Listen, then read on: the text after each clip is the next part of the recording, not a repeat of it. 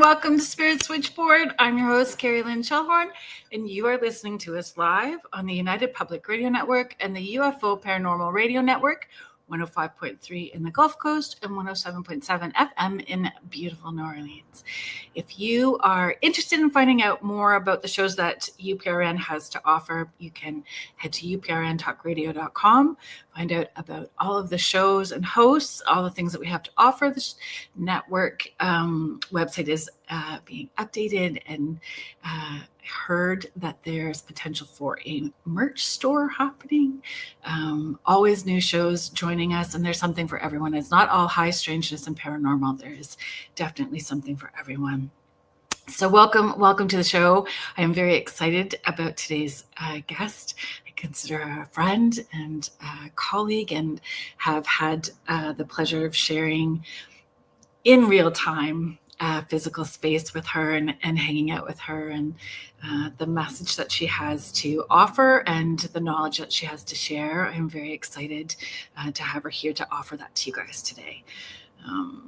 Next week, I'm going to add these things in because sometimes I'm not always remembering, caught up in the moment. So next week we have Snipe coming on, which is fabulous. They've been on before, and we're just leading into the gearing up just a few weeks away from the Lake Superior Paracon happening in Thunder Bay, Ontario. I hope to see some of you there. It is hosted by Lucky Paranormal out of Thunder Bay. Last year was their first year. It was a lot of fun. It was a little nerve-wracking, I have to say, for me. I drove up, which is 16 hours. So I drove 16 hours on my own to get up there. And it was interesting. You know, when you step away from something for a while, then you get back into it and you realize, this is way bigger than I thought it was going to be. That's kind of the moment that I had. But it was beautiful. And I did see a moose on my drive between Sault Ste. Marie and Thunder Bay, which I thought was pretty magical. And the whole weekend was. So the lineup of speakers are phenomenal, which I'm excited about to be back. What else is happening? If you are new to me, I am a psychic medium based out of Southern Ontario.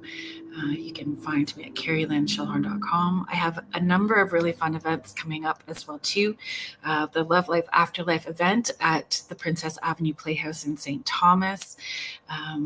For the VIP folks, we are doing an investigation of the theater, which is always something. Like even during the event, it's always amazing. I know that this is my 4th year there at the Playhouse, and the first year that we did it, there you could hear there was a male in spirit on the stage with me when I'm giving gallery messages, speaking loudly enough that it came through my mic, that people could hear it. It was so crazy. I love that kind of stuff. So we're back for the 4th year. And I'm going to be at Smith's Falls, the Station Theater. And so it'll be my first time doing that event, the Love Life Afterlife event there. So I'm super excited about that. As well too. So our friends Astrolight Paranormal, they have been on the show before, have investigated there. So they're going to be joining us, and it'll be Kat Ward, our host from the Paranormal Heart. She is going to be there as well too. So I'm really hoping that we can go live, take some videos, and be able to connect with you guys. In different ways. There's so many people here. I'm going to bring out my guests so that we can say hello to everybody that's hanging out in the chat at the same time. So I'm going to bring out my guests. I know that I've introduced her as a friend and colleague, but she has worn many hats and has had many different jobs and plays different roles now with so many different hats that I'm going to let her share her bio once I pull her out here. So please welcome to Spirit Switchboard, Heather Maclachlan. Hi. Hello. It just sounds so fairyish as well too when you say Heather of the Forest. just love it so much. I just love it so much. And just even the come to the forest. Just, it's an invitation that's so appealing and I want to be able to feel that. Like you got to pick a website, and I'm like, what makes people feel welcome, right? So it's an invitation for sure. Yeah, it's an invitation. So, can you give us a little bio, a short bio? Tell us a bit about your background, and then we'll start saying hello to some of the people that are here for both of us today. Sounds good. I'm Heather Maclachlan. I'm an environmental scientist. I have degrees in environmental science and biogeochemistry and graduate degrees. And I'm also an energy healer. So I work in the intuitive realm as well. And I was in the science world for about 25 years, and I've moved into the intuitive world full time. And I love bringing those two worlds together. It is such a wonderful way to integrate to such appearingly different worlds, but that's what I do here at the Nature-Based Wellness Center called The Forest. I help people get in touch with nature and have that connection, as well as their connection to themselves and their inner knowing. And you are an officiant? I am an officiant. So in Canada, you have to be clergy or a judge to marry people. So my wonderful nephew asked me to marry him and his fiance this year. And I said, okay.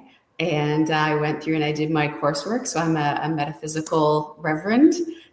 And now I can marry people in Ontario, and I do funerals and celebrations of life to help people in their healing in that way as well. It's magical. Like, that is so magical. What a gift, right?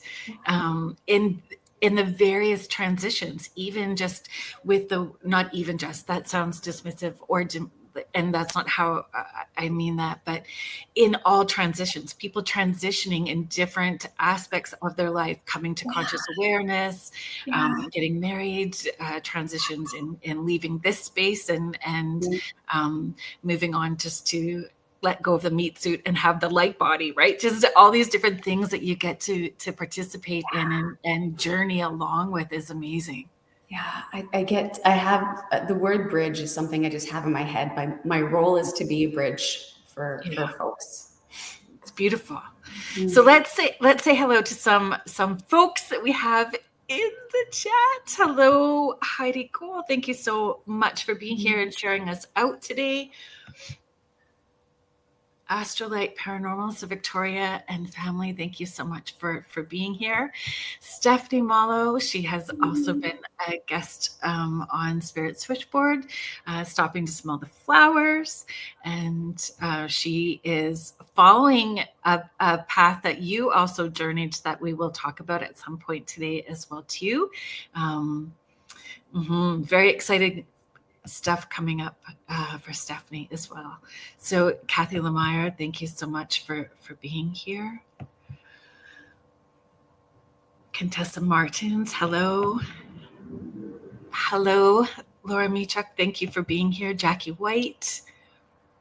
I know, we're all excited. She's saying, hi, Carolyn, looking forward to hearing from Heather and Forest Stories. Oh, James, thank you so much for being here, James. The Wiz is in the house. Fiona Clark, I am so glad that you made it here. It's okay if you're even late, it's okay. Whenever you get here, we love it that you're here. Oh, Donna Rewald, I'm so happy that you're here. And you brought your dinner with you. That's perfect. That's what I said. You can bring your dinner and hang out in the chat. Oh, Heather Fugard, it's always a pleasure when I get to see you. I'm excited to see you. Coming up, Sparky's Idaho Paranormal, thank you for being here.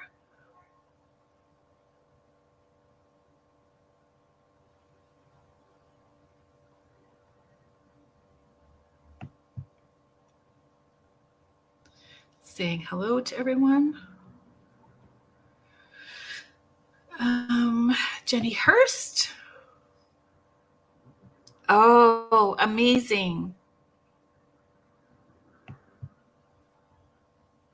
Energy Deb. So Energy Deb and Kimmy S recommend this. That's fabulous. Thank you so much. Doing dishes, Joanne Belisario, thank you so much. Doing dishes and listening. Hello, everyone. Thank you so much for hanging out with us tonight. Energy Deb. So Energy Deb, she has been on the show as well too, but I've never heard her called Energy Deb. So let's do a little backstory. So Deborah Hackett Jones, she's been on twice now. She glows from the inside out, as do you, right? And then you really know thoughts, words, actions, everything is in alignment when you just have that inner glow happening, right? And I met her through you guys, through you and your sister, and I would say, "Who's got the hot hands?" My hands are really hot. I don't know who she is, but I like her. You can just feel that connection that she has to the other side, and how that energy flows so intensely through her when she's working, and you can feel the intention in which she's doing her work. And it was just so powerful. Like every time I would lean in, I could just feel that who is she? She's amazing. Yeah, it is. If you ever get a chance to have a Reiki session done with Deborah Hackett Jones, she's in Whitby. My goodness, please go do it. It is something that you have never experienced before. It is phenomenal. Yeah. So she does. Labels are very frustrating for me. So, but I realize some labels are necessary to meet people where they are at in their understandings as well too. But she does medical healing, so it's not just that one thing. It's sort of everything. I find that's what happens when you start on this path, is that it's a little bit of everything and connected to everything that you quickly kind of move past labels too, right? Like the medically intuitive stuff that she does is just, it's mind-blowing. Ashley, thank you so much for being here. Ashley is sharing, looking forward to listening tonight. I've been following Heather and the Forest for a bit now. Oh, Marilyn, thank you. So actually, Marilyn, I gave out your information today. I gave out your information and the link to your book. So Marilyn Kaufman has been on as well too. She's a hypnotherapist and does past life regression and life between live sessions. So and I'm seeing her tomorrow for my past life regression. Are you really? Oh, amazing. That's so amazing. Oh my gosh, Marilyn, get ready. It's another one. I'm so excited. Mm-hmm. It's an amazing thing, especially when you are sort of on that journey. I was not necessarily the focus for me. I wanted that in between lives, right? And I was not prepared where that went, but I'm almost ready in processing what I have done to do it again. Yes, that's exactly. Yeah, I'm glad that you're here. And Marilyn saying can't wait. So yes, Donna. Donna, meet Marilyn. Marilyn, this is Donna.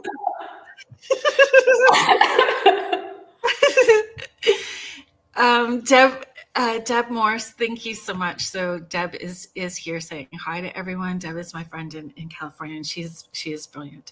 And same thing, just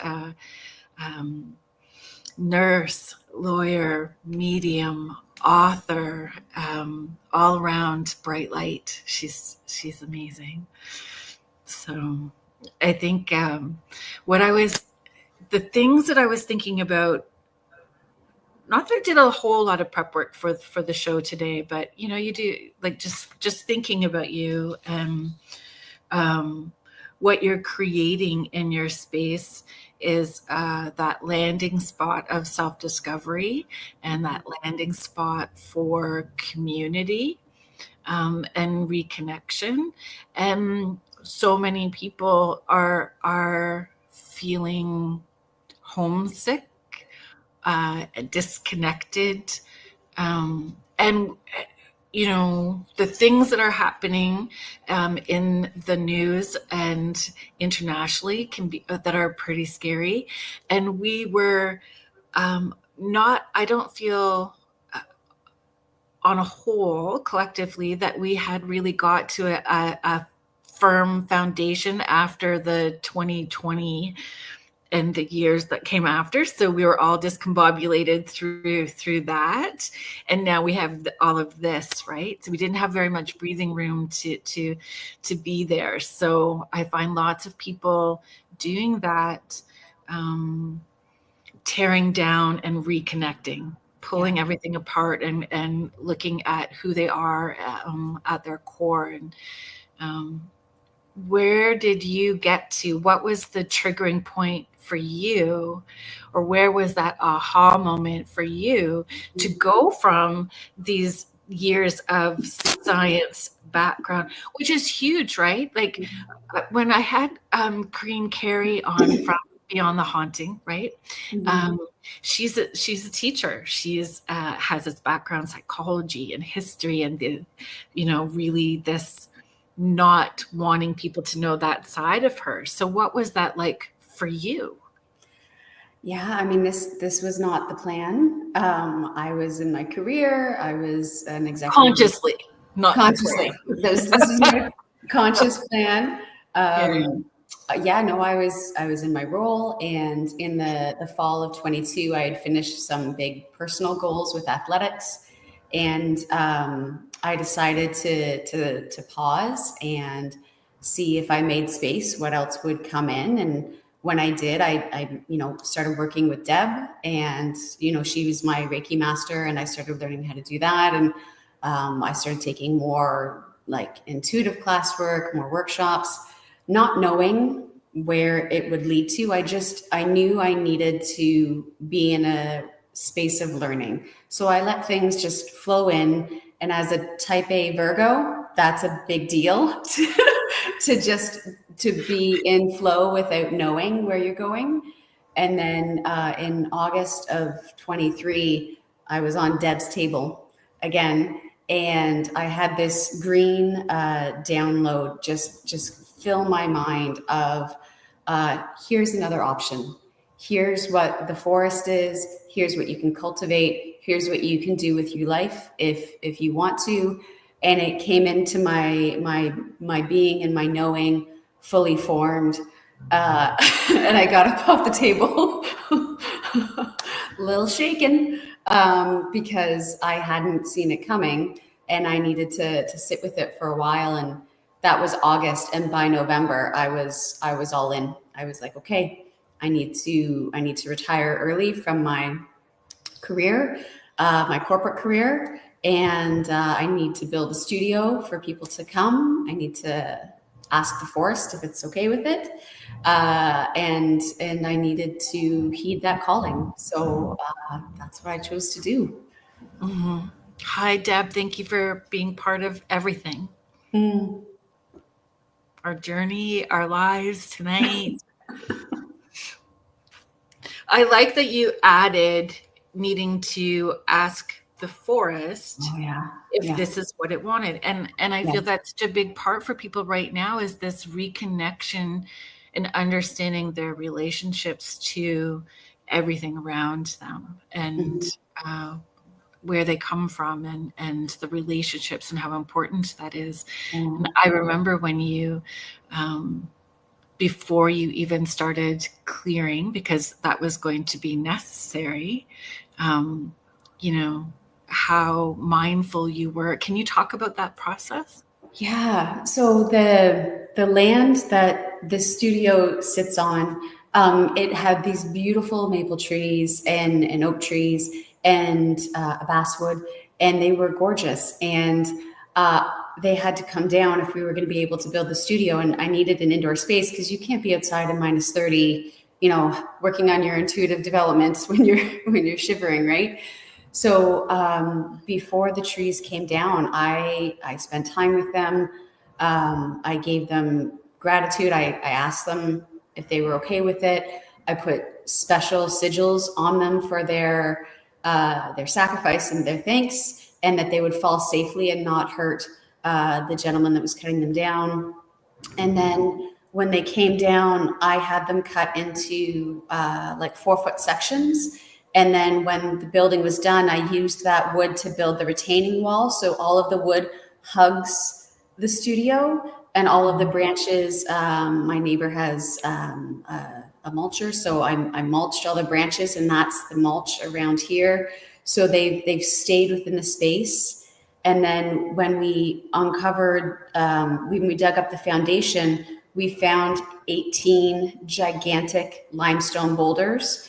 And so we brought them up, and we made a stone circle with them. And the gifts from this footprint alone, like even when they were building the foundation, and it was just like framing, and they had like chipboard up here for the second floor, I would climb up the ladder with my little camp chair and my little thermos of tea, and I would sit in this space and just I would feel it like as it was being built.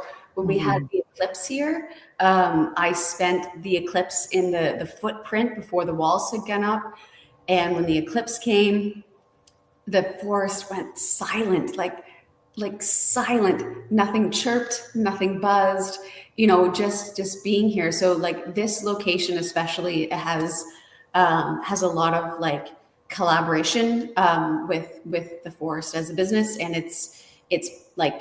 it's given permission to be part of that, and it works collaboratively in that way. Right. Yeah. It's amazing. It's just so beautiful.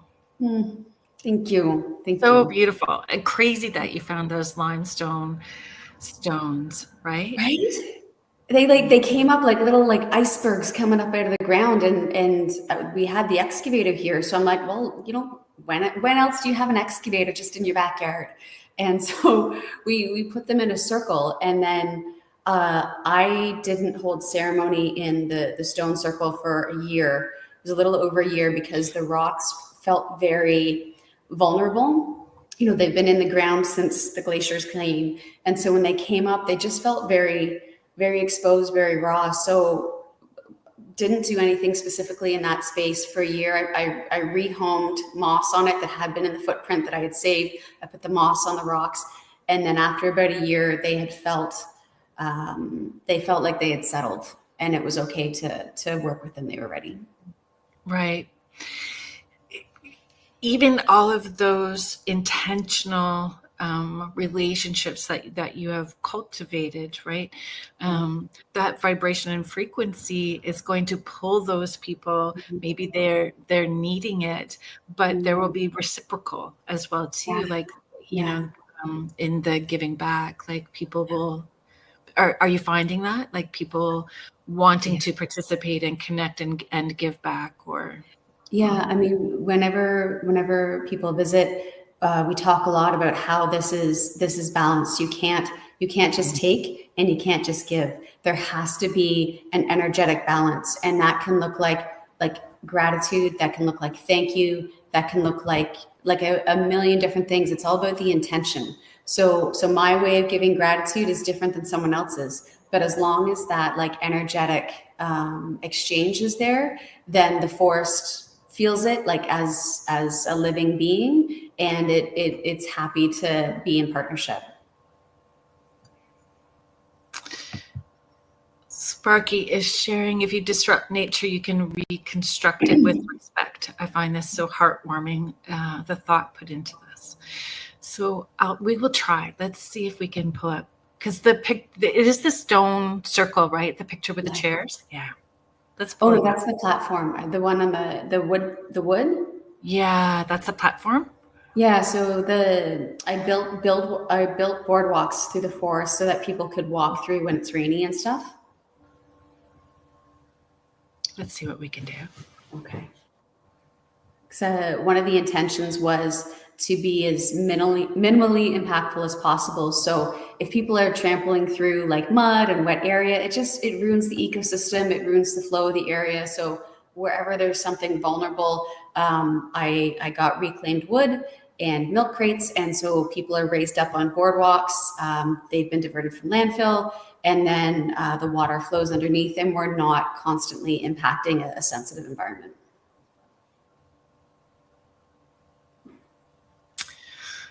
Like, you couldn't have had a more perfect background. Right? The divine kind of knows what it's doing, eh? It's so amazing how everything always, even if you don't know, right? Like, yeah.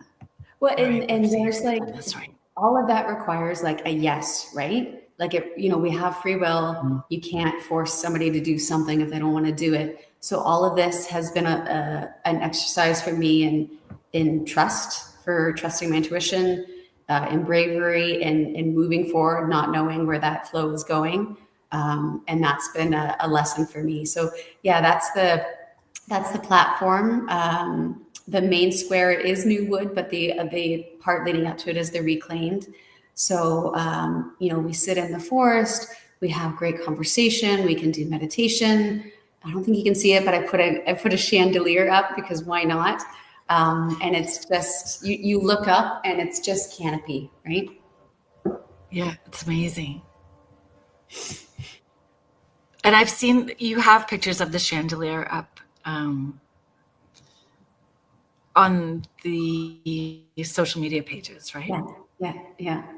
You gotta have some bling, like not a lot of bling, but a little bling. I love it. I love the bling. Okay, let's see if we can pull up because I love the path. Let's see if we can do this too.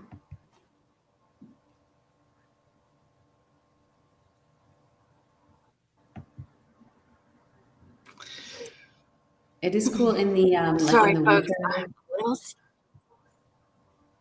There we go. Sorry. No, I was just saying you can see the animals start to follow the boardwalks as well. Yeah, so that's right right near the heart of the forest. So there's 3 different ways you can go through from this point, and at the base of that tree is a fairy door. And I went out today and I was looking. And it only happens once a year, but the base of that tree, which everyone thinks, oh, it's a dead tree. No, it's still alive. All the energy from this season has gone down into the roots, and all of these beautiful honey mushrooms have blossomed like a bouquet of flowers. And I just happened to be out there today to see them, and they're literally up to the bottom of the fairy door, like little steps for the fairies to come down. Like it's just a beautiful spot to see. That's amazing. James, so the Wiz, our friend in Washington, is saying that we don't own the forest or land, we belong to it. Absolutely. Yeah. And a part of it. We're all connected. It's just all connected. And I love that you are giving that space, especially I know that you coming from that corporate background and really giving that opportunity for corporate people to have this space, not just corporate, but everybody has this opportunity to be able to utilize the space. And are you finding people from different areas coming to utilize the space that you have?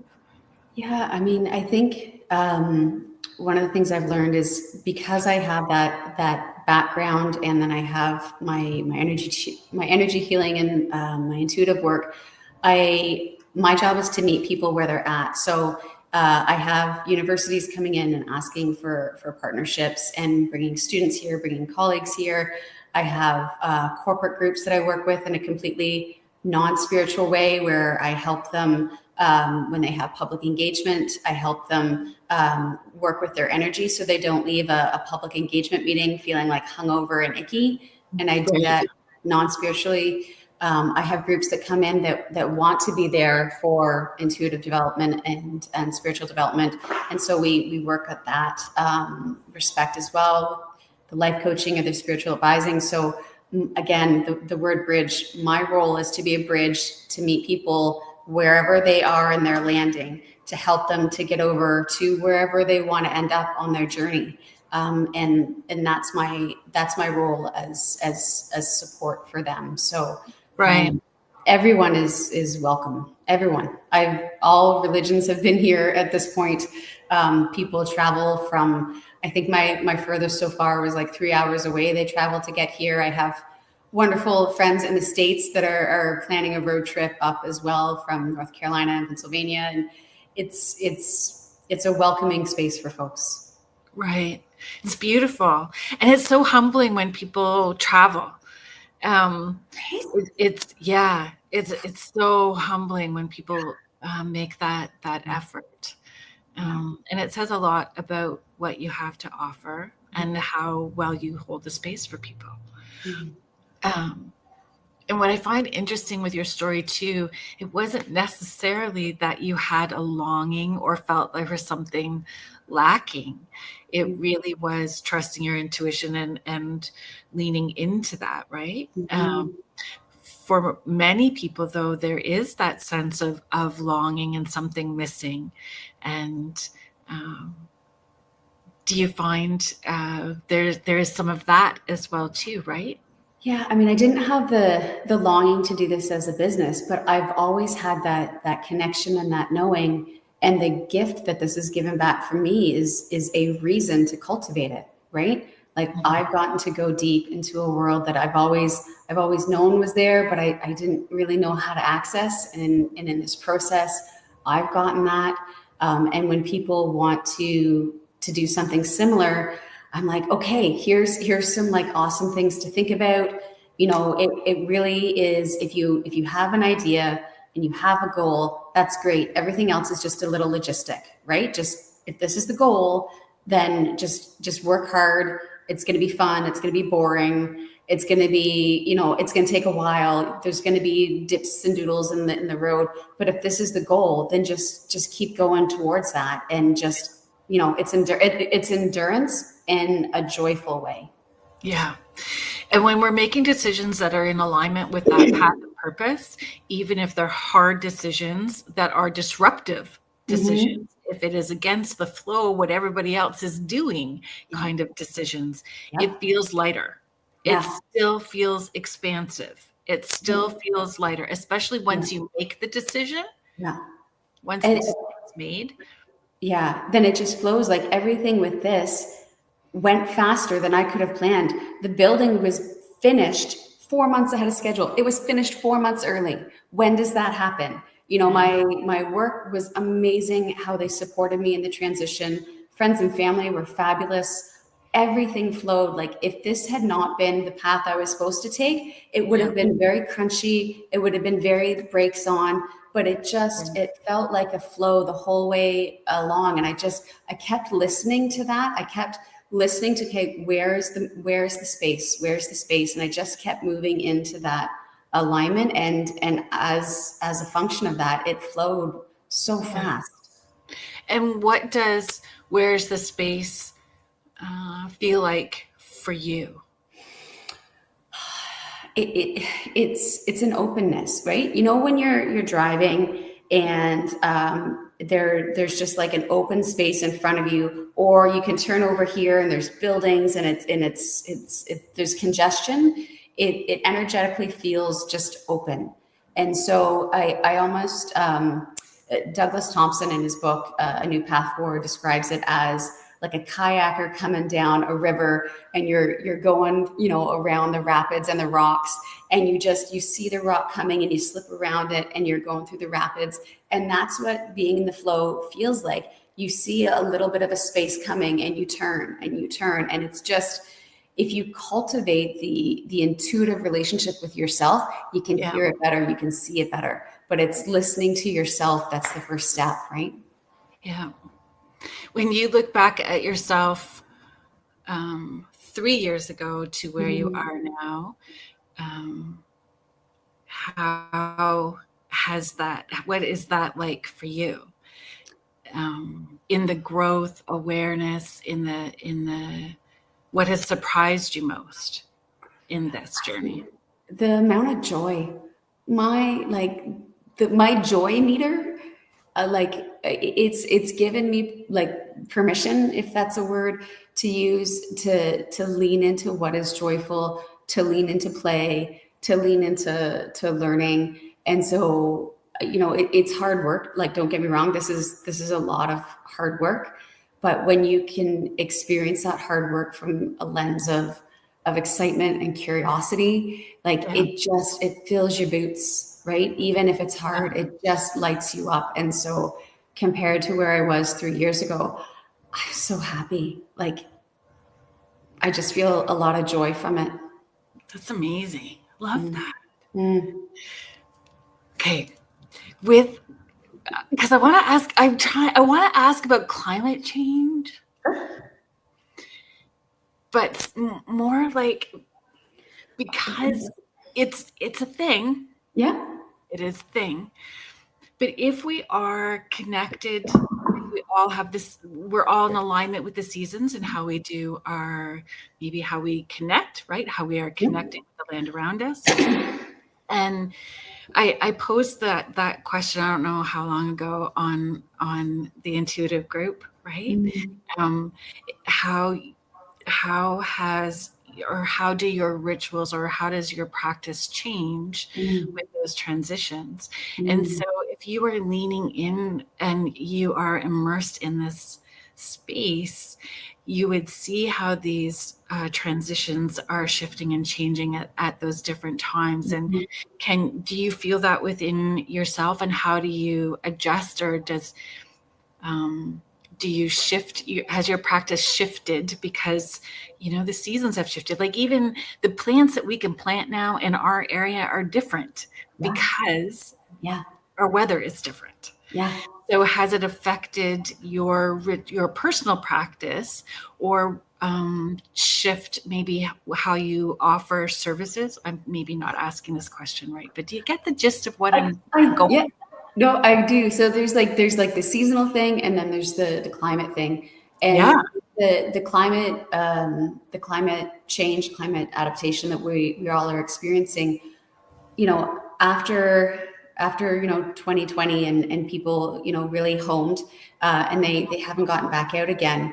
That connection with nature has really been shut down. And I want people to get out into nature. Like, come to the forest, go to your park, doesn't matter, find a tree. Backyard, potted plant. Like, find a way to link back into that connection, because if we are going to have a sustainable environment, people have to realize that we are not separate from the environment. Exactly. And in terms of climate change, if people are going to make decisions that are supportive of non-extreme weather, then they have to feel akin to it, or else they're not going to prioritize its safety, its care, its control. So one of the ways that I hope this place will support that is by giving people the awareness of the fact that we are not separate and not different. It will make them want to, in their personal lives, prioritize in whatever way that is impactful for them, to be supportive of. We need to be mindful of our impact and responsible for it, and make choices that are supportive of a balanced ecosystem, because if it is not balanced, we are not balanced. Exactly. So that's part of the goal, and every person experiences that differently. One person will see that as like, okay, I need to vote this way to support that.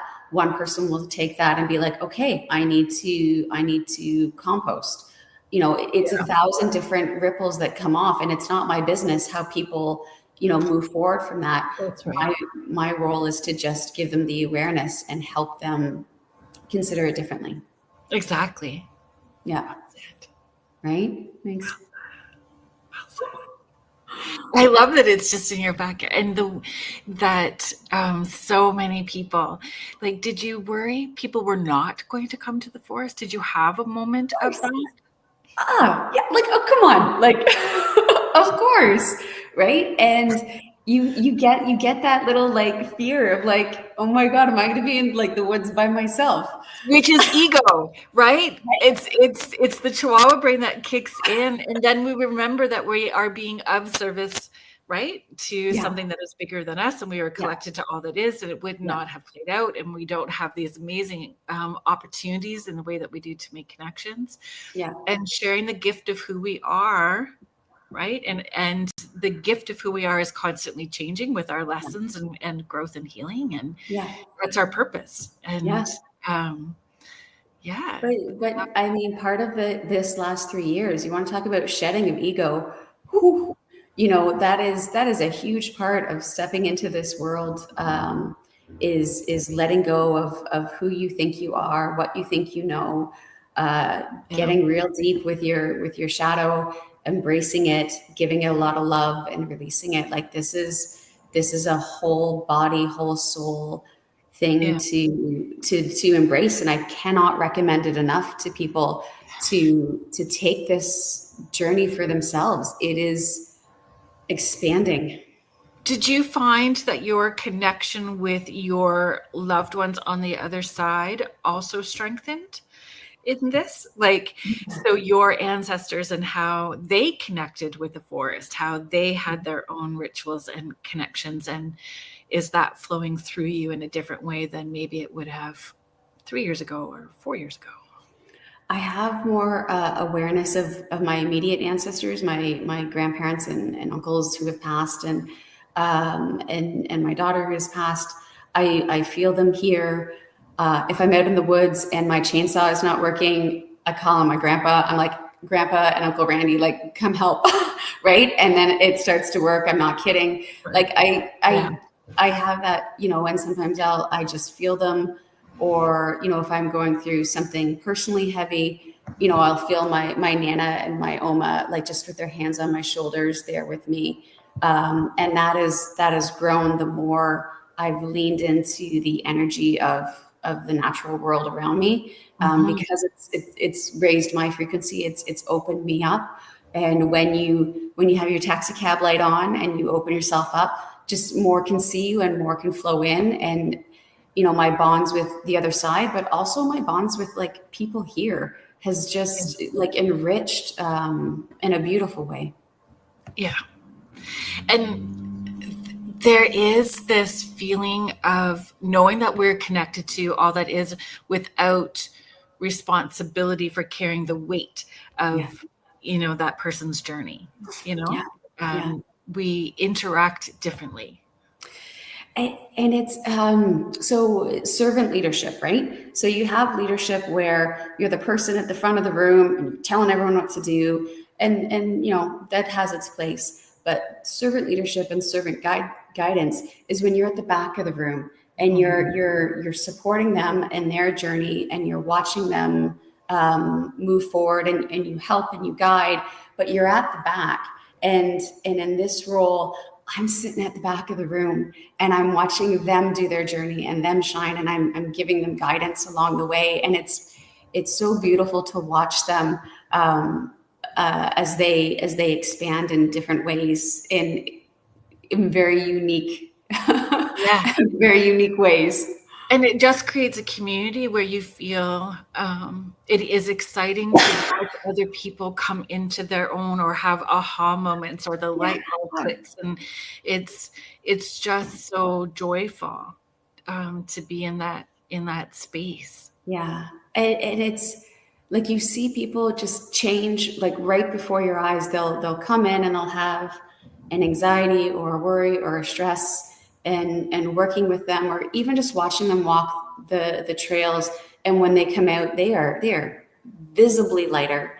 They have less stress, and they go off on a journey that is now different because they took the time to prioritize themselves, and they took the time to connect with nature and to connect with themselves, and their benefit of that like expands as they move forward, right? And getting to witness them do that is that's a pretty big gift.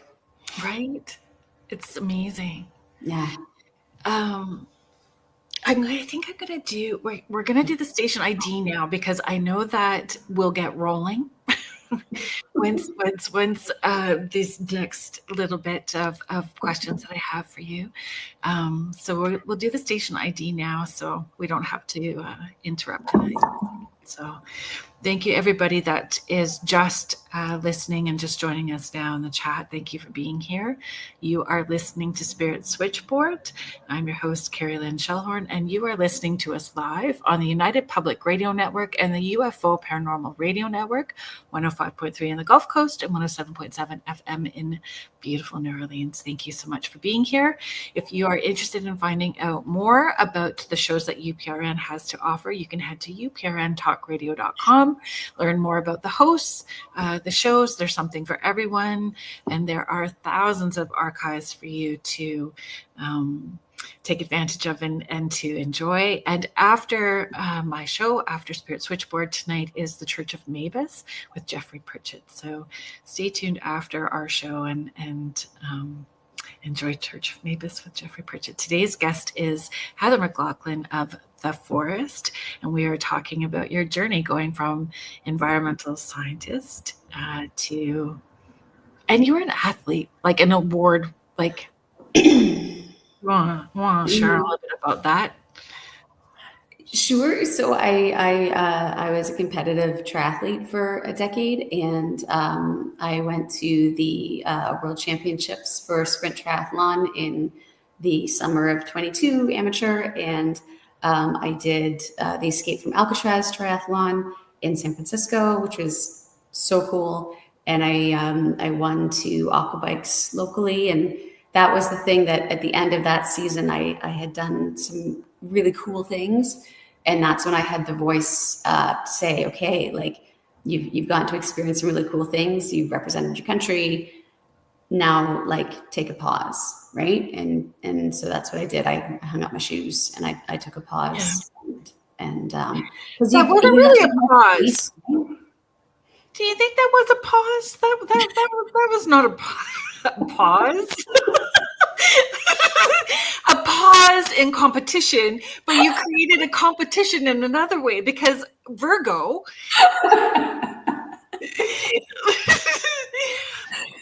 very studious in your growth. So a pause in my own way, a shift from because then I started building the boardwalks, right? Yeah, I say that lovingly. And it doesn't feel like work when you're doing it. I mean, our healing and growth is work for sure. Yeah. When we are digging deep, there's lots of things that shift and change. And as we shift our awareness and we shift our frequency, it ripples out, and then we do have changes and shifts with personal relationships, and we land in a different spot, and then we have growth again. So we have all of these transitions and healing that's happening while we are growing, right? Yeah. Even though there is a pause, and your pause was, I don't know, it was a shift in a different direction in your choose your own adventure story. You chose the different page turn. What a great analogy, right? Because like it was my choose your own adventure, and like I used to love those books. I loved them, and it took me on a completely new, amazing adventure. Like when I do career coaching, because I still do a bit of that, and I hear people talk about their 5 and 10 year plans, I'm just like, great, you need to have plans, but don't lock in, because there's so many amazing things that come up that you want to have the ability to embrace if it calls you, right? So,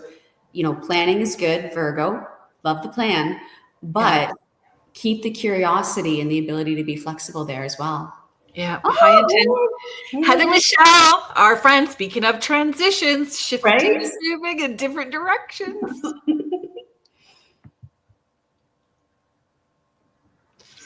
What was I going to say about that? Different directions, shifts and changes. Choose your own adventure story. Oh, high intention, low attachment. It's that high intention and low attachment. Yeah. And always coming from that place of authenticity, integrity, and making those choices that feel right in alignment with you, with no expectation of what that end outcome is going to be. And it helps you be able to, not that you don't have upsetting days, but you find your place of center and peace quicker when you are able to navigate uncomfortableness. Because uncomfortableness still happens. Yeah. And it has to be there, especially when you're making changes and you're learning about yourself and you're working with the lessons that you have to learn. Like that is not always like, giggles and popcorn, right? But like finding a way to be grateful for it in the middle, like whether it's an emotional thing, a physical thing, having the gratitude while you're in it, even though it sucks, to know that it's getting you to an outcome that you don't know where it is, but you know it's the right direction, and having the faith and the trust of that as a path, it makes it easier because you don't feel alone. You feel like you're moving with faith and intention, and you know that at some point on the other side, there's going to be an expansion for you that you don't know what it is, but it helps you get through the crunchy parts, right? Yeah, for sure. What are some of the tools and practices that you personally offer in the space? So in terms of like the services from the forest? Oh, okay. There's so much, but I know for you and your interactions, and I mean, the list is long. I watch and I'm just in awe of how much, and the people that you bring in to facilitate different experiences is beautiful as well too. So wherever you're wanting to go with this. Yeah, I mean, I triathlon, 3 different things at once, the forest, how many things can we do? I really want to provide variety for people who are at different perspectives, right? So I have like my in-person work that I do, and I have my virtual work that I do. So in-person is things like Reiki. You can see my table. I do Reiki, forest bathing. I do mornings. Explain that to people. The Reiki? No. Okay, folks, if you don't know Reiki,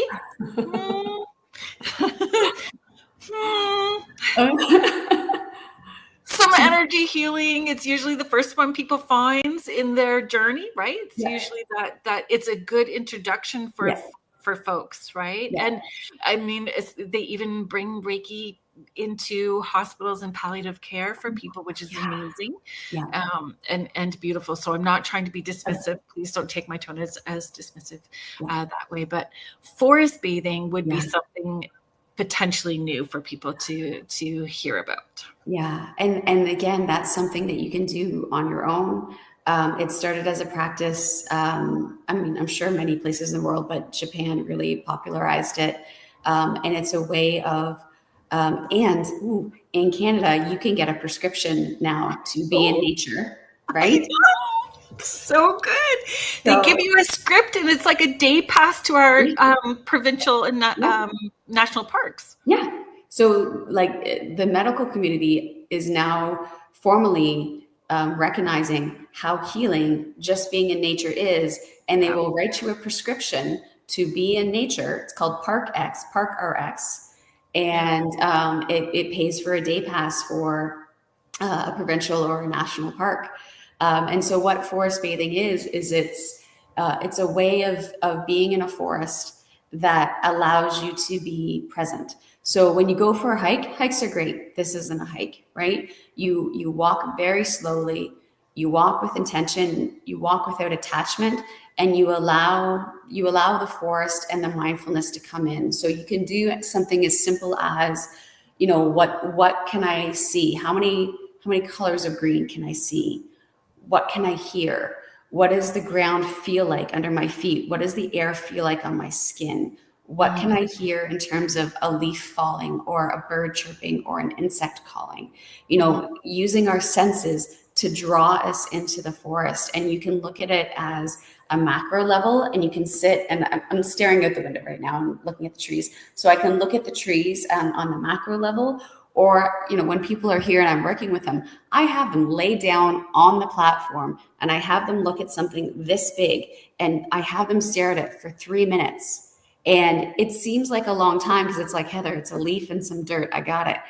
But the more that you lay and you look at it, you see like the layers and you see the veins and you see the marks and you see the moisture and you see the interconnection of the rootlets and the little fungal networks and the mushrooms that start to pop up and the detritus.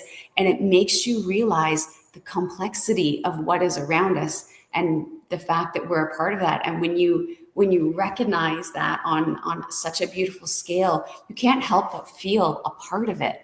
And that just gives you like a quietness in your center. And it's multisensory.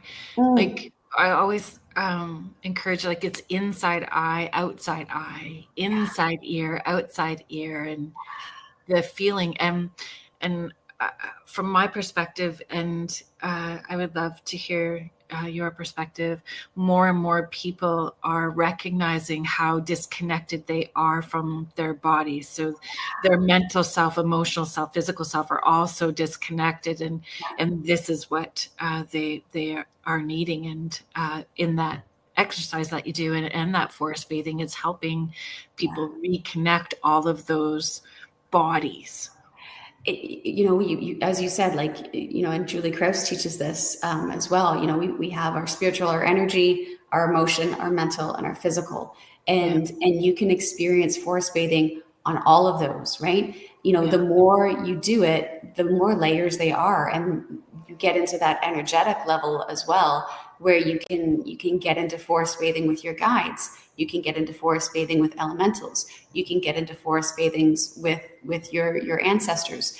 It's something where as your energy expands and everybody has a really unique way of tapping into it, things will start to flow in that you didn't expect. And, you can't effort it and be like, okay, I want to talk to, Napoleon at the tree. You have to see what's going to flow in as part of that. And that's an exercise in us, like sitting back and allowing and expanding. Right.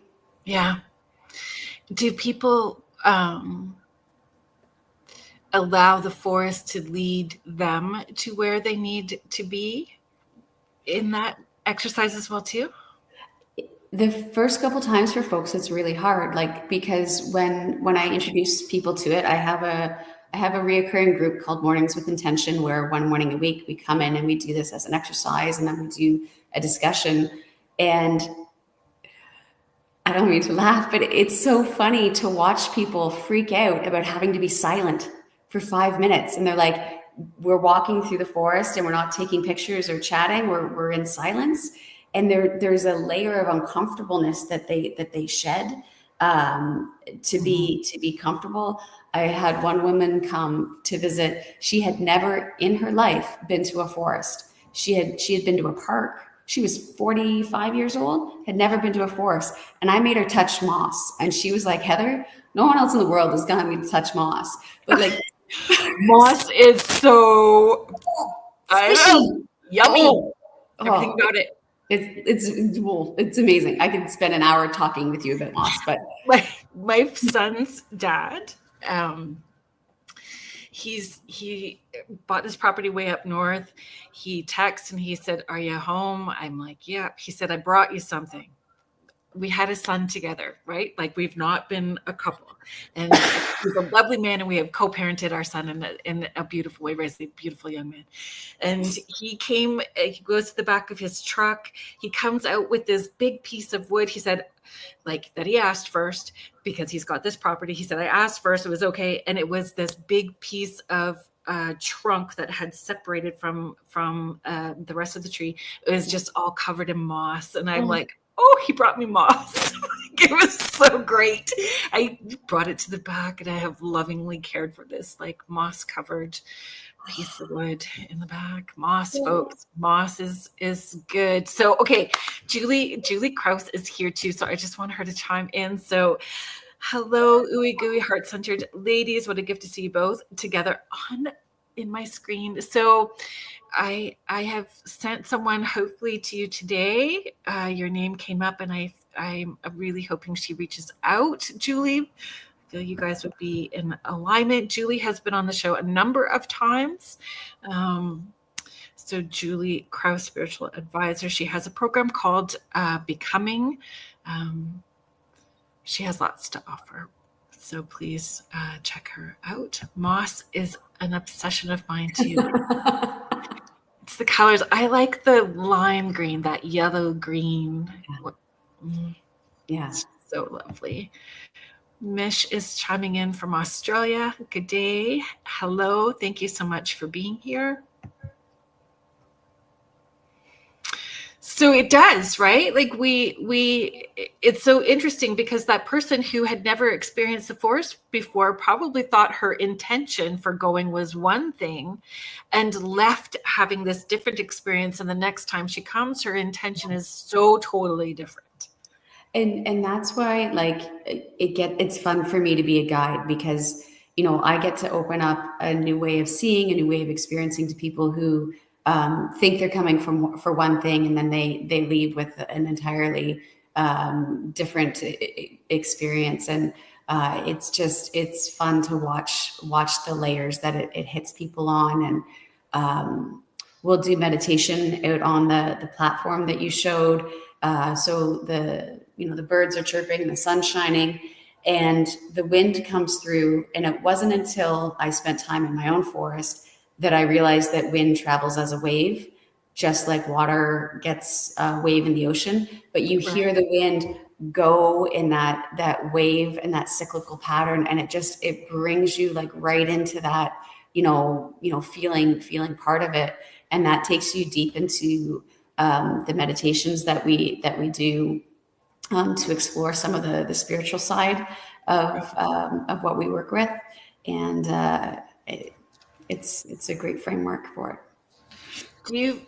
Do you find that people are reconnecting with their inner child more after spending time? Like as kids, we tend to love that, right? We want to be in the grass and dirty and come in with the skinned knees and grass stained knees, and we have that freedom. So do you find that sense of play and wonder gets heightened for people, or reconnection to their inner child occurring?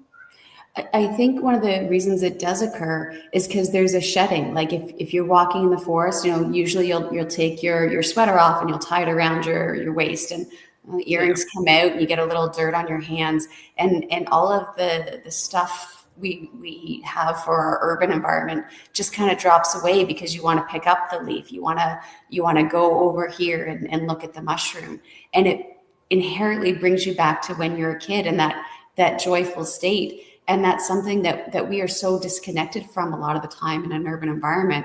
And it gives people time to do that. And then they leave, and then they're like, well, I want to experience this again. So I'll go into my backyard, or I'll go to a park or whatever. And it reminds people, it's a remembering. And they have those memories, and they can explore them as they go forward when they've left, right? We forget, we need to be reminded. Yeah, it's really that practice in the morning of sitting outside, and we have this. It's huge. Well, you've seen the tree in my front boulevard. It's massive, and gorgeous. So it is gorgeous. I'm listening to the squirrels and the bees and all of it, the birds, everything. Because the store is right beside, but the sound of the store, fans and stuff like that, is still comforting. Like it's still part of what my neighborhood sounds are. Yeah. And you can tell when there's something off because it's a frequency that you're tapping into. So the more that you connect in your neighborhood, the more you understand how you are impacting your neighborhood and community when you're tapping in that way.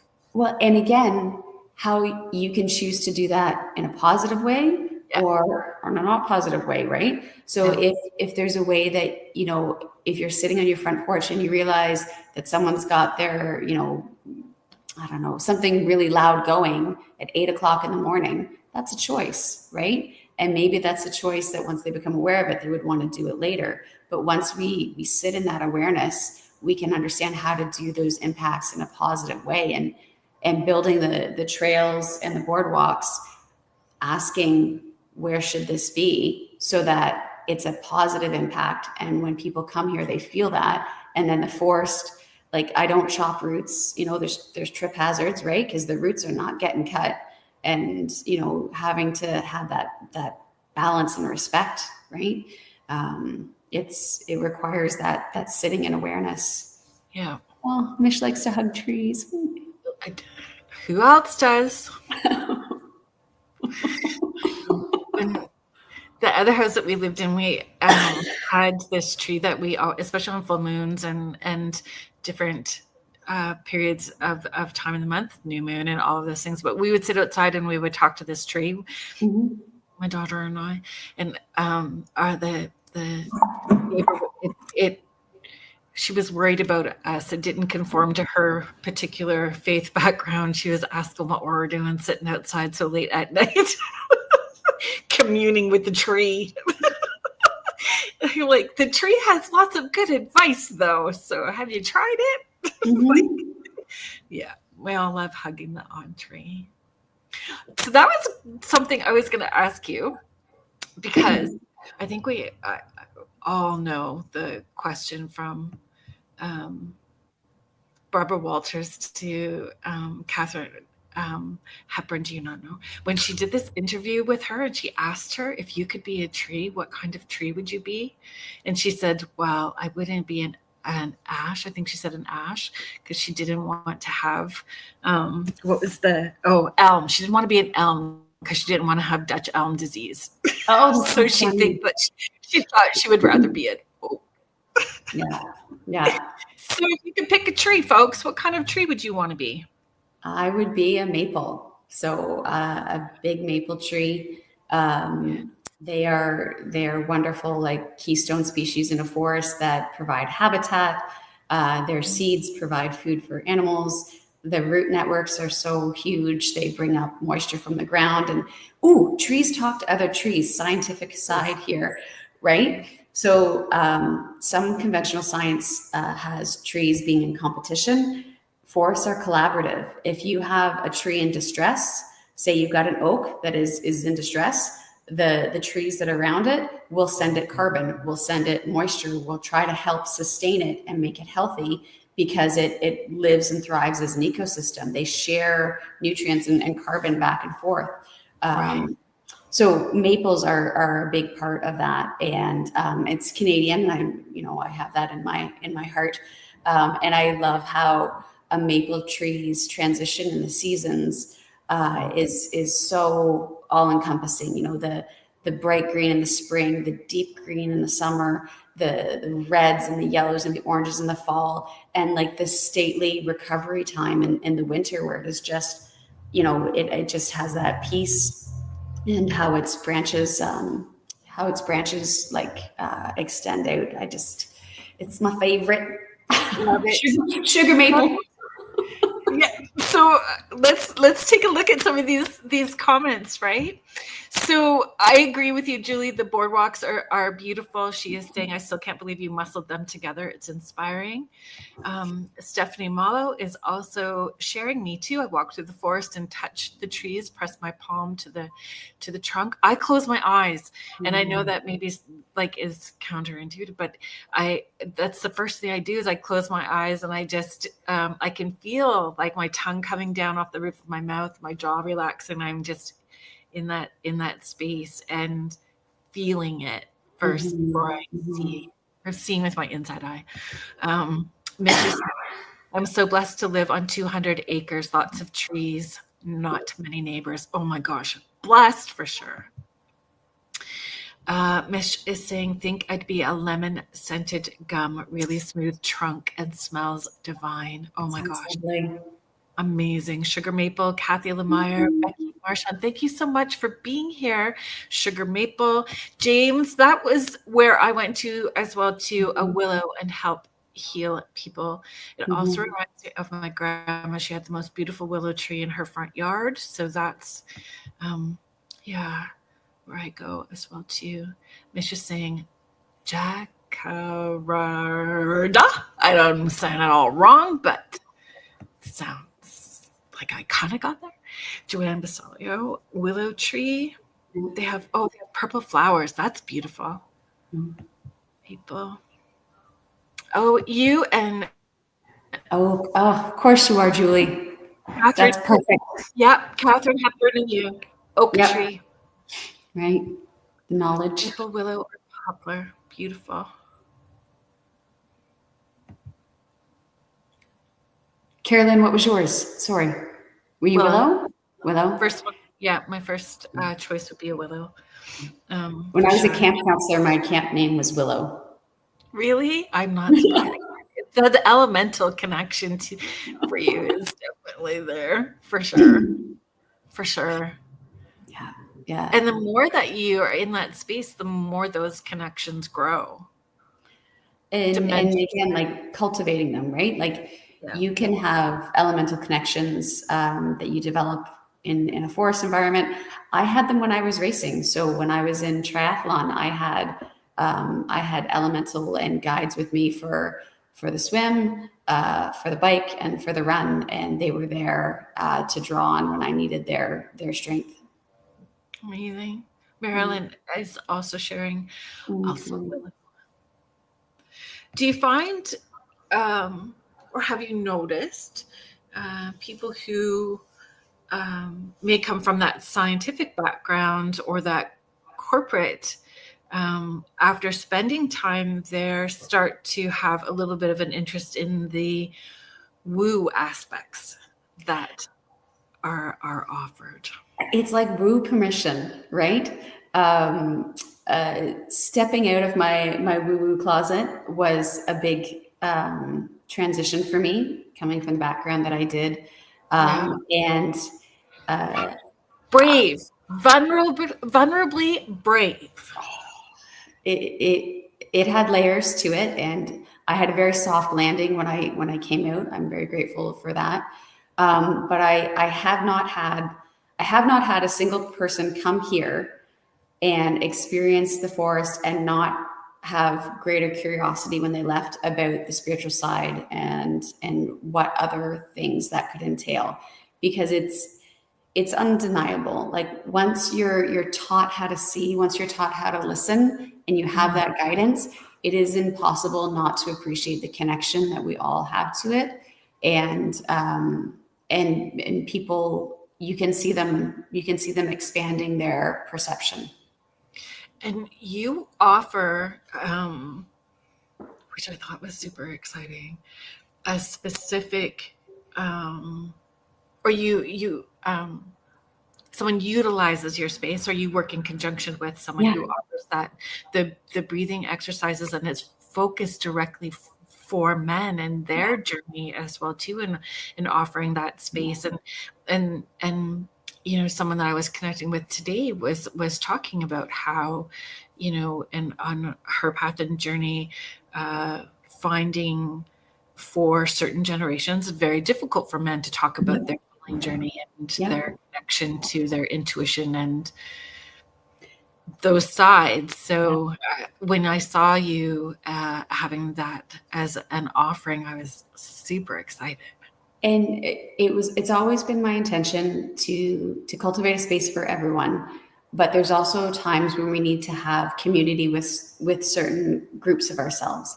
And men are fabulous, and they don't often get community created for them in wellness environments.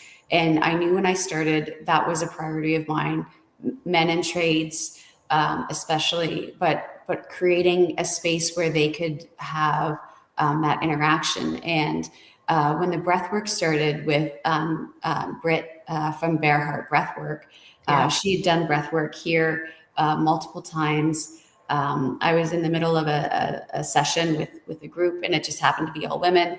And I was filled with this heat. So women tend to connect with the moon, and masculine energy is from the sun. And I felt this heat move through my body that was not a hot flash.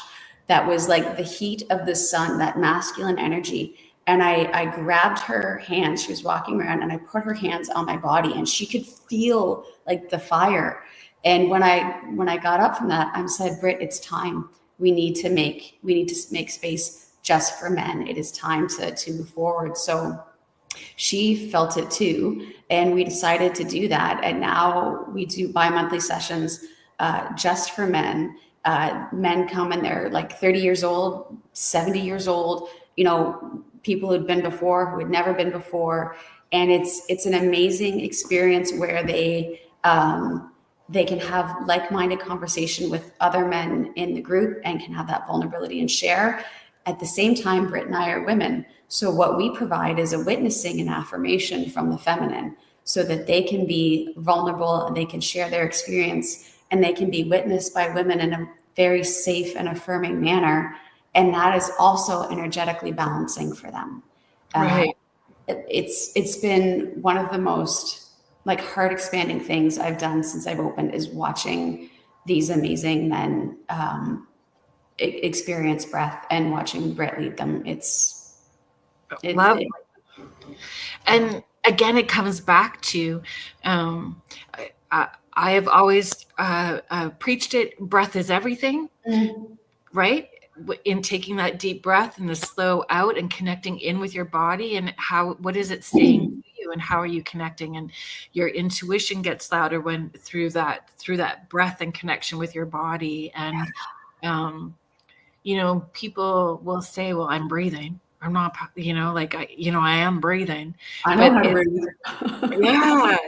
It's very different when it's controlled and focused and moving it to different areas of your body and what a full breath actually is and expanding your diaphragm. And I mean, having a dance background was very helpful in all of that, right? But,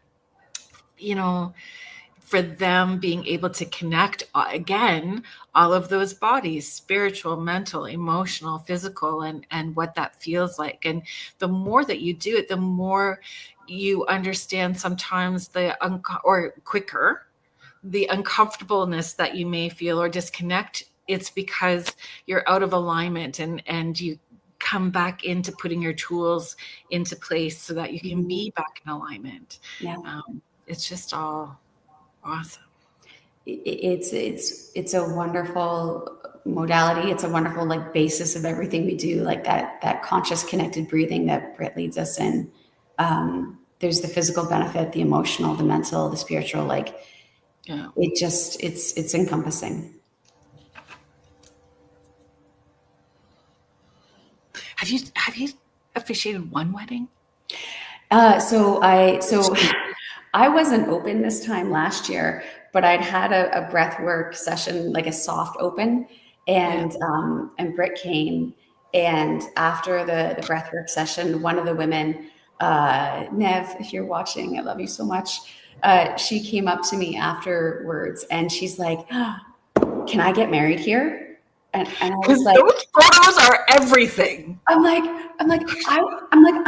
not open. And she's like, "No, it'll be fine. We'll do it on the winter solstice. It'll be a small wedding. It'll be great." And I was like, okay. So her and her wonderful husband, Taylor, they came and we met and created a whole idea of what it was going to look like. Their officiant at the time was this wonderful Indigenous woman named Maya. And she came the day before and we set everything up and how it was going to flow. And I loved her right from the beginning. Her energy was just so beautiful. And it turns out that I was taking the same course that she had taken when she became an officiant. And the morning dawns, snow had fallen, the sky was blue, sun was shining, the chandelier was sparkling. And everyone was walking down the boardwalk for the winter wedding to the platform. And Maya called me that morning and was sick as anything. And she's like, "Listen, we're going to do this. We're going to get them married, but can you do it with me?" She's like, "I will do the legal parts. And if you'll do the Celtic parts." And I was like, again, all right, let's go. I was not planning on marrying someone today, but let's go. And so she was so expansive, letting me share ceremony with her. She had brought tobacco to line the trails with, and she asked me what my plant was that I used for honor here, and I use mint. So she mixed my mint with her tobacco and lined the trails. And then we did this ceremony arm in arm under the winter sunshine with these two beautiful people coming together. And it was, again, like, who plans this? Who plans this? Nobody plans this, right? On the winter solstice when you're not open, but someone says, hey, what do you think? Can I get married here? And what are you going to say? Yeah, you can get married here. Like the pictures, the energy off the pictures, you could just feel everything. Like how the land was responding. It was all in flow exactly the way that it was needing to be. And all of that energy oozes off those photos. And to watch the two of them, like, Nev to me is like the moon and Taylor is the sun. Like, he's got this gorgeous red beard, and Nev has this beautiful complexion, and watching the two of them come together. And I did a hand fasting with them.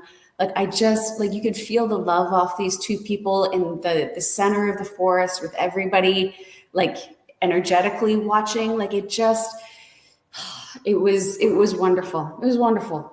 And coming back to understanding what your heritage and roots are, right? Your roots, see what I did there? So to honor your ancestors while you are honoring the forest and the land that you were on. And this is what people are coming to, or we hope, in their conscious awareness and remembering. And it does help you feel more connected and create community and feel less homesick. Yeah, because my background is all Celtic, and being able to bring in that side is huge, and the elemental connection of that as well. Like, I work from what I know. Like, Maya did the Indigenous side. That's her side. She asked me to work with her arm in arm, which is an honor. But I brought my background, she brought hers, and together, and she said that to me after. She's like, Heather, this is what reconciliation is. It is us bringing together, learning together, and being there in support of, she was so sick, but we were there in support of. I was not planning on marrying someone, but we were there in support of, right? And that's our role, is servant, right? We're of service. Yep, exactly. I just want to bring up some of the question or the comments that we have not brought up yet. So Kathleen Meyer is saying, I like to sit on the ground with my back against the tree. It's comforting to feel the tree moving with the wind. And we breathe with it. Yeah. You literally start being in sync with the flow. Mish is sharing, after a meditation in a local forest, we had to sit with a tree to gain knowledge. I opened my eyes and saw red fog everywhere. It was amazing. Still not sure what it was. My thoughts was it was grounding energy. Thank you for sharing that, Kathy and Mish. Jackie White. Which Jackie? We're going to do this right now. Because, ADHD brain. In my head, I have wished you a happy belated birthday about 20 times. So I hope that you have felt that. Because it was like a big tsunami wave of love that I was sending your way. Please know I love you. And I'm sorry that I am. On an energetic level, it was coming at you a bunch of times. So Jackie is sharing, holy wow, what a gift your program for men is to their healing and the healing of male-female balancing our world needs. Agreed. Feeling safe to speak our truth and feeling heard, right? And holding the space. Stephanie's reaction to the wedding and right? When we're talking, my next wedding is November 1st. So I'm excited for that one. You have another one, another wedding? November 1st is my next one. And then, as I said, I do like the celebrations of life, which are an honor and beautiful. And again, never saw that coming, right? The things I never saw coming, all of it, right? If my nephew and his fiance hadn't been so kind as to ask me to participate in their wedding, never would have considered it, would not have occurred to me. And like, this is why, like, having curiosity and being open to new ideas and input is the most expanding thing you can do. Having a sense of wonder every day. It's like having a sense of wonder. I wonder what gifts I'm going to receive through the day, right? And the gifts could be simple, like somebody opening up the door, smiling at us, or giving us a wave from across the street. I wonder, what the universe is going to bring me today. Mish is saying calibration. So when we're talking about reconciliation. Yeah. You're welcome, Jackie. Stephanie is sharing the wedding and the reconciliation. So beautiful. Exactly.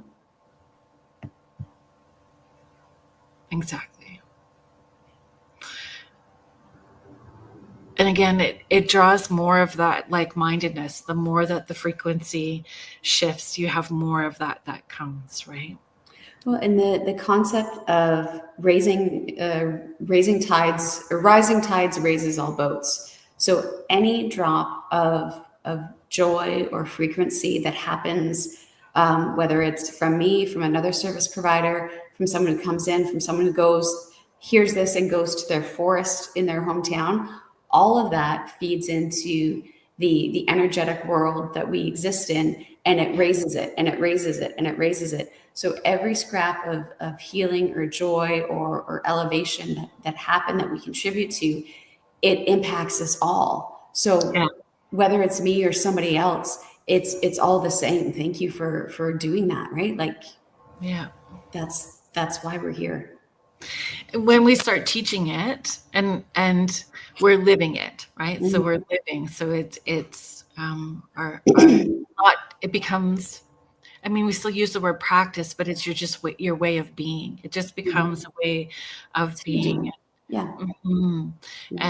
And every thought, word, deed, action, understanding, it all matters. And when one of those things is not in alignment, and you're not choosing that moment in full authenticity, it's felt by everyone around you.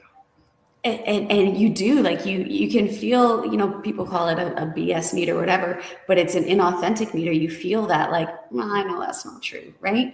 So like choosing to have that calibration is really helpful. And it can be as simple as, like, how can I show up in love today? Like, if someone doesn't hold the door for me or cuts me off in traffic, what's the most loving reason? Oh, well, maybe they had like a sneeze and they cut me off. Maybe they're late because they're about to have a child. Like, going through our days and having our default be, what's the most loving reason? And that can change you overnight. And that's something that you just do on your own when you're in your thoughts. Do you have a morning or a nighttime ritual that is maybe both, that is not necessary, maybe necessary? I don't know. I know that it's very necessary for me in my morning routine. Right from, like, even as I'm making coffee. The ritual of making coffee brings me joy. I love grinding the beans. I love the smell of it. The dogs are like around me waiting for their food. So we have this whole routine, this little routine for us. And then the sitting outside and being in that space, right? And I find when I'm not giving myself that, and I've allowed myself to get off kilter, I get pretty grumpy. I get a little resentful. I have to, like, do a little restart. So is there a practice or something that you have that is similar for you? Yeah, I mean, and this is something that I've, everyone pieces together their own over the years, and I've got pieces of it from Julie and others. But I love starting with a calibration on my chakras. So right hand goes over your heart chakra, left hand goes over your solar plexus, and that balances, like, the positive, negative of those two things. And it's like a battery reset. So before I get out of the bed, I have my hands on my heart and my solar plexus, and I go through how I want to show up in the day. So I want to show up every day with the intention of being, with love, kindness, compassion, and joy, balanced with gratitude and neutrality. And then I go through And I talk about how can I show up today with the best intention for the highest good and the most healing? How can I be of service? I'm here for my human experience, but how can I be of service today? And I have a whole thing that I go through, but it sets the tone so that if I have a grumpy moment in the day, hopefully it brings me back to where's my compassion in this moment? Where's my joy in this moment, right? Where's my neutrality in this moment? Yeah. And that's what it's about. Challenging moments are always going to happen. Those challenging moments are going to happen. So how do we navigate that with the tools that we have, and having all of those tools and giving yourself grace that, maybe 4 years ago, it took you 2 days to get back into your joy space. And then you got a few more tools and it only took you a day, then 2 hours, then 2 minutes. So recognizing the journey is so important. Yeah. And you will always have those moments where you get, what's the most loving reason, right, Ashley? Like I use that with my son, he's 10, and we're driving in the car. And if someone's being less than kind on the road, he'll be like, oh, they're a terrible person. And I'm like, probably not. Maybe like, so we'll go through and like, what's the most loving reason? What's the silliest reason? What's the funniest reason? What's the most bizarre reason? And then we have joy with it, right? And we come up with these stories and scenarios because the default isn't the person's a terrible person, right? So getting into the curiosity and love is the basis. What's the most loving reason? Like when you have an argument with someone, you can show up to that argument in anger, or you can show up in love. What is the kindest response I can give to an angry person? What is the kindest way I can view how they're speaking to me? What is the kindest way I can protect my energy and my boundaries in this moment? And how do I safeguard that? But having that frame of reference helps us have ownership and autonomy over our experience, over our days. And again, it's with yourself. It's with the relationship you have with yourself is the most important relationship you will have in your entire life. And having people build that is everything, right? It is. And when you have kiddos, as they get older, not even as they get older, Brooklyn is my Virgo. Sorry. She's everything and I adore her. But she was definitely more the one that would hold me accountable as well too. And she'd go, Mom, your energy is pretty, maybe you should leave the room till you feel better. Get that in check, so understanding, like, even for our kiddos, we are in relation with all of them, and they have their own things that they have to be responsible for. And they understand I need to be responsible for mine as well too. And feeling safe to call me out when it's needing to be put in check. My son called me out. I still remember, it was a year ago now. We were in the car. He said something. I was a little snappish. And then it was just silence for a couple seconds. And he said, Mom, I don't think that what I said warranted that response. He's like, I don't think that response made sense. And I wouldn't yell at him or whatever. I spoke like with some snarkiness. And I was like, crap. I'm like, you're right, hon. I'm very sorry. You did not deserve that response.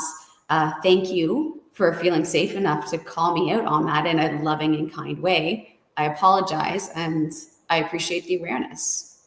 Yeah. Yeah. And that's what it is.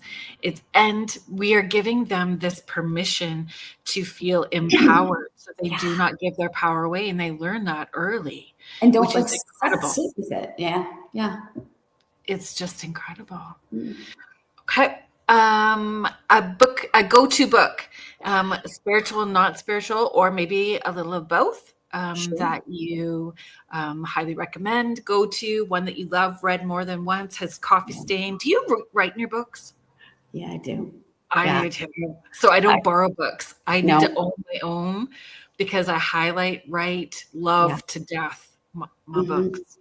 No, I will dog ear the bottom part to go back to the pages. I have my pencil. I will underline because I want to remember. So I have two, like my fun book that it's just fun. It's called Fairy Tale by Stephen King. And it's so good. I don't know. I've read it, right? Like usually his books have some scare, and this has a little bit, but it is just fun and like it's cool. It is a cool book, right? Yes. So that's my fun book recommendation. And then my spiritual book recommendation is A New Way Forward by Douglas Thompson. It is a great understanding of the concepts of spirituality. And you can get that on Amazon. Douglas Thompson? Yeah. Gotcha. Kathy, I love that book. So we're talking about the Stephen King book, right, Kathy? Yeah. The fairy tale book. Fairy tale. Yeah. It's fun. It's just fun. It's just fun. Oh, I know what I wanted to ask you about too, which is, we've got time. Do you know the practice where they put your remains with a tree and bury the pod? How do you feel about that? Sure. like it's cool. But then I think about Katharine Hepburn. I think about Katharine Hepburn going Dutch elm disease. I'm like, what happens if the tree gets sick? Is there people that are hired to take care of the trees? Is that, will they be haunted trees? People. I'm okay with the haunted forest. I'm good with that. But I just got all those sorts of, my brain just goes in all those different directions. Yeah. I don't think that would be like my choice, but like, I don't know. I like the whole idea of like a nice, like compostable, coffin, throw me in the ground and I'll make my way back into the world, like organically. Some yummy mushrooms will happen. Right. Something. I think that was a CSI episode, actually. Yeah.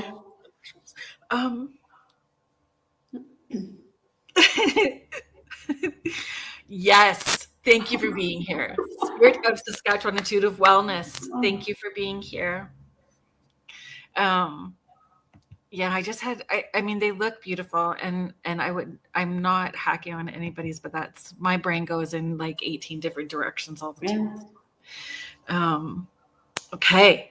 Is there anything that you would like to talk about that I haven't asked about or that we haven't brought up in what you have to offer, the services? Do you want to share some of the things that you have coming up? Sure. So we haven't talked about the online stuff that I do because I recognize that I'm not accessible for everybody. And I do have clients that come work with me out of the States. So I do the life coaching online and the spiritual advising online if you can't get here in person, as well as I love tarot. Oh my God, it's one of my favorite tools that I work with. So I do that as well. Do you have a favorite deck? It just happened to be sitting right here. It's the Witch's Garden Tarot by Sasha Graham, which I got after she was on your show because she was phenomenal. Yes, she is phenomenal. It is beautiful. It is beautiful. Yeah. So that's the one that I use for my practice. And then I have all the Oracle decks. Do you have a deck that you use just for yourself that you don't use for anybody else? I have the Shadow Witch. So when I do some of the deeper work with tarot, that deck can be a lot for people if they're new to it. That deck I use for myself when I want to get down deep into it. But otherwise, I'll use the Witch's Garden and I'll just cleanse it between uses. Brian Froud's Fairy Oracle. That's the one I use just for myself. Yeah. I don't use it for other people. That's the one I save just for myself. Yeah. And the spiritual advising, what does that entail for people? When they book, what can they expect?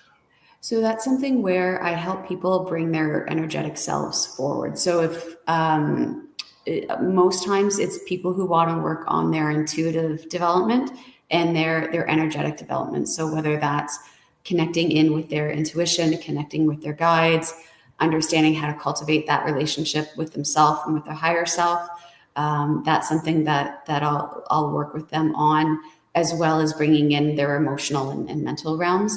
But mostly it's working with them on how to become expansive in their perspective, because some people have really great inside ear, but they don't have knowing. Some people are clear cognizant, but not clairaudient. So whatever their base level is helping like expand that and bring that out, so that they can access more of what their own abilities are. Great, beautiful. It's beautiful. And where can people find you? I know that we've got it running along the bottom, but yeah. So cometotheforest.ca is basically the tagline for my website, cometotheforest.ca, and then Facebook is Come to the Forest, and Instagram is Come to the Forest _. So I try to be as consistent. And if you want email, it's just heatheroftheforest@gmail.com. Mm-hmm. Which just makes me, like, when I say it in my head, Heather of the Forest, all I see is fairies. Like, I literally just see that elemental realm all the time when I do it. And then I feel weird about it, and then I just share publicly with everybody. But you're all welcome. Share my weirdness. But it's a place that I resonate with, right? Like, it's definitely a place that I work in as well too, and tap into. I know that you've invited me. The timing has never worked for me to get out there, so I will. I promise that. Yeah. The website has all of the different offerings with Brit as well too. Are those things listed, or is it listed separate? Where is the best place to see all of the offerings that you have? So on the website, the Book Now page has all of the offerings as well as the events. So I run a lot of workshops. So I'll do workshops we're doing one right now for mind-body connection for women that I'm doing with a physiotherapist named Kat out of Homestretch Health and Guelph, where we're taking the group through the connection of how to bring their energetic mindfulness to their physical well-being, so that when they're doing a nutrition program or a physiotherapy program, they get a sustainable benefit, because you can't have good physical gains without the mental side to it. I'm doing a collaborative workshop with a divorce coach named Jackie Santon and Northlight Divorce Consulting. She's a divorce coach. So we're doing a workshop on October 26th for women to come and have a day of healing and releasing from that particular experience. And we will have one for couples as well who are going through divorce, not for reconciliation, but for peacefulness and collaboration that we'll do together. And then my mornings with intention are starting up October 1st. So that's going to be Wednesday mornings for 4 weeks. So you come out from 10 till 11:30, and we do forest bathing. We do intuitive discussion on the platform. We do a guided meditation, and then we will forest bathe on the way back out. I love that so much. It's fun. It's a lot of fun. Amazing. It's just amazing. It's just been such a pleasure to be an observer of your journey and a participant here and there in that journey. But like a joy watching your path unfold and being an observer to that. It's just been an honor. You know how much I gush over you, but the amount that I've learned from you over the years, I can never quantify. Well, it's part of it, right? Like sharing the gifts of who we are and the community that we create together. And I'm seeing that because there was an energy of competition before, and I feel that energy. Not with us, but like no, not us. But I mean, like in the woo community, in Southern Ontario, had such a feel of competition, which was so weird to me. And I find that it is shifting, where it is about community and more people coming in a nice alignment with one another to honor and really hold space to lift people up. The intention and people coming together with that, right? Yeah, raising tides, tell you, all boats. I think so. And if you're not, you really, it's that time where you're getting a universal kick in the arse if you're not. You really do. Like, and it's that quick. Like, and do you notice though, like now that you are really in this space, that when you get off kilter, you can see how quick it just snowballs really fast, and then how fast you can get back into alignment and pull it into place. You understand with all of your being that you are in co-creation in every single moment. Every single moment. Every single moment. And the beautiful part of that is the universe is not in judgment. So if you fall off the path, they're not saying, oh, you suck. No, they're there and waiting for you to come back and supporting you, right? And meeting you where you were at. Oh yeah, you want to think here you go, some more. Yeah. Are you liking it? Here's some more. Yeah.